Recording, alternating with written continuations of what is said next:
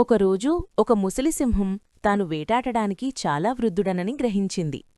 త్వరలోనే తాను చనిపోతానని అనుకుని చాలా బాధపడింది. తన బాధను ఒక పక్షికి చెప్పింది.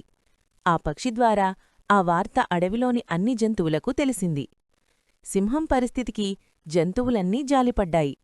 ఒక్కొక్కటిగా జంతువులు సింహాన్ని పరామర్శించడానికి వచ్చాయి. కాని సింహం బలహీనంగా నటిస్తూ వచ్చిన జంతువులను సులభంగా పట్టుకొని తినేది. అలా కొంతకాలానికి సింహం మళ్లీ బలంగా, ఆరోగ్యంగా మారింది. ఒకరోజు ఉదయాన్నే తెలివైన నక్క సింహాన్ని చూడడానికి వచ్చింది. నక్క ఇంటి లోపలికి వెళ్లకుండా బయటనుంచే నిలబడి మాట్లాడింది. సింహం నక్కను దగ్గరకు రావాలని, తనతో మృదువుగా మాట్లాడమని కోరింది. కాని నక్క నేలపై ఉన్న పాదముద్రలను గమనించింది. చాలా జంతువుల పాదముద్రలు ఇంటి లోపలికి వెళ్లినట్టు కనిపించాయి. కాని బయటకు వచ్చిన పాదముద్రలు ఒక్కటీ కనిపించలేదు. వెంటనే నక్కకు నిజం అర్థమైంది.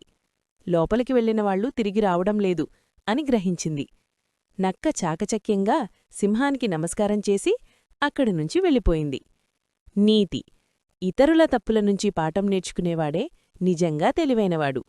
ఇలాంటి మరిన్ని కథల కోసం లైక్ అండ్ సబ్స్క్రైబ్ చేయండి.